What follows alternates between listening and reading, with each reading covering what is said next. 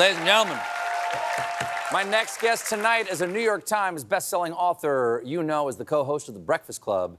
He's just written a new book, Get Honest or Die Lying, Why Small Talk Sucks. Please welcome back to The Late Show, Charlamagne the God.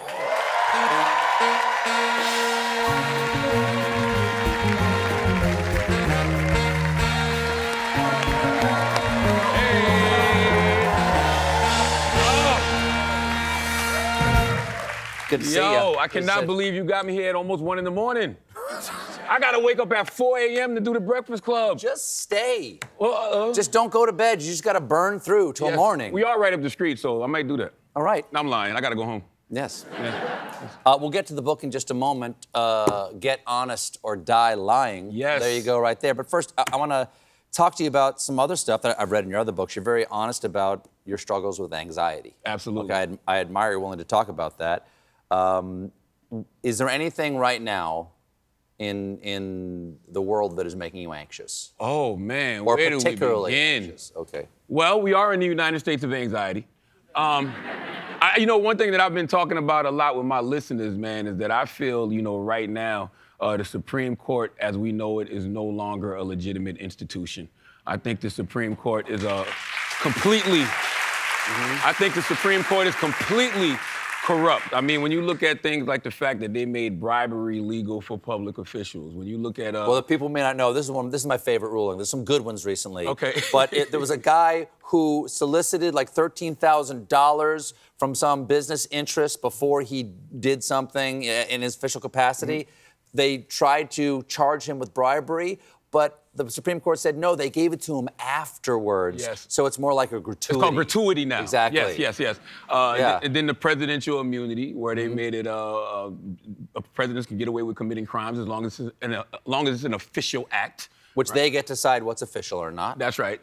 And then there's they overturned the Chevron rule. Right. So, you know, my fear is that we have to really ask ourselves a question. Do we think that our democracy is healthy enough to have a free and fair election come November, right? And the reason I ask that question is because I don't know who's going to be at the top of the Democratic ticket, but we know that these elections are usually close. So let's just say, you know, the Democratic candidate does win, you know, come November.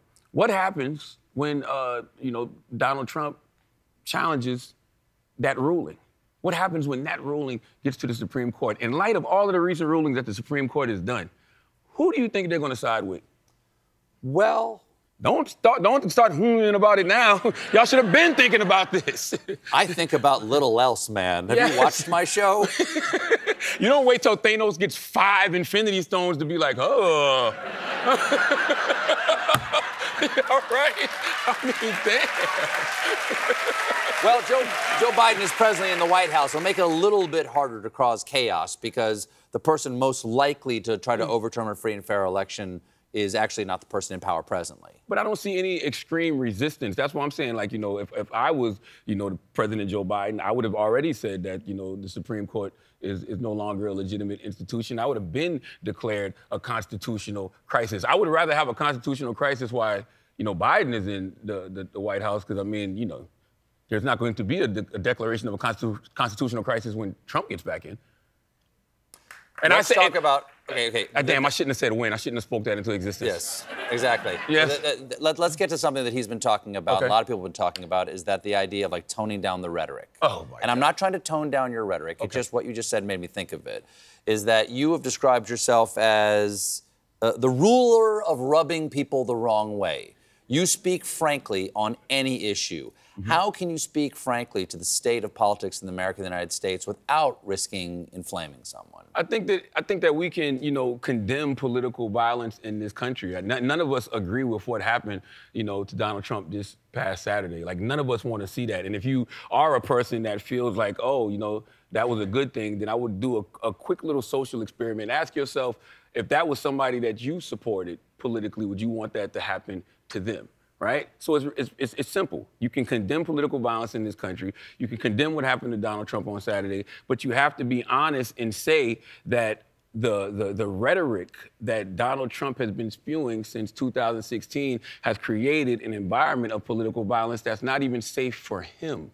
And, you know, he's been very cavalier about a lot of the political violence that has been happening in this country. And, you know, it's easy to be cavalier about it when it's happening to the other side. But when it starts happening to you, then what? So I've been very disappointed in the media this week because I knew this was going to happen. I knew people were going to stop talking about, you know, the things that the Supreme Court was doing. I knew they were going to stop saying, you know, Donald Trump is a threat to democracy. I knew they were going to stop talking about things like Project 2025. And I think that's doing a disservice to the American people by doing that. Because we're all adults. We're big boys and big girls. I think we can have, you know, two conversations at once. And when I see House Speaker Mike Johnson, you know, say things like, what did he say about Trump? He said that, we have to tamper down on the rhetoric. Everyone has to tamper down on the rhetoric. No, one person should actually tamper down on the rhetoric, right? Mm-hmm. And then you see his now running mate, J.D. Vance, you know, he said that it was the Democrats' dangerous rhetoric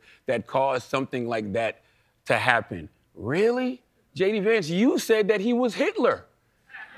Like, Nikki Haley said he was an agent of chaos. So it wasn't just Democrats, you know, speaking the truth to the matter. It is okay, I think, you know, to tell the truth in this country. Well, let's tell the truth about conversations here. Mm-hmm. The subtitle of Get Honest or Die Lying is Why Small Talk Sucks. That's right. First question, how about this weather? Well, we can get into a conversation about climate change. That's okay. How you make those small conversations about the weather, you know, macro conversations. But what do you mean about small talk? Isn't small talk just sort of the lubrication of being with each other? Huh?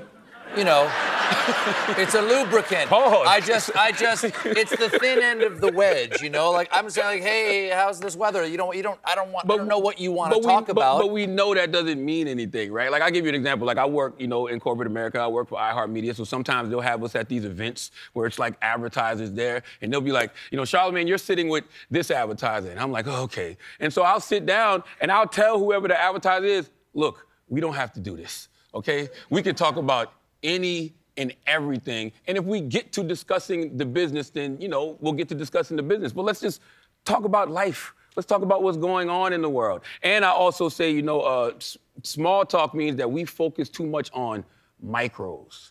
I don't think that we even know how to discuss macros in this country anymore. Think about what you just asked me about with tampering down on the rhetoric. Why can't we have the larger discussion about the environment of political violence that is currently going on in this country? Why can't we have the discussion about who started, you know, who created that environment? Who created that environment was the former president, Donald Trump. Why can't we have that conversation? Because one side doesn't want you to bring it up. Yeah, I wouldn't want nobody to bring it up either. If my guy was a threat to democracy, right? If my guy led an attempted coup of this country, if my guy had his supporters storming the Capitol saying to hang my former vice president, I wouldn't want anybody to talk about it either, especially at a time like this if I'm trying to convince y'all to vote for me.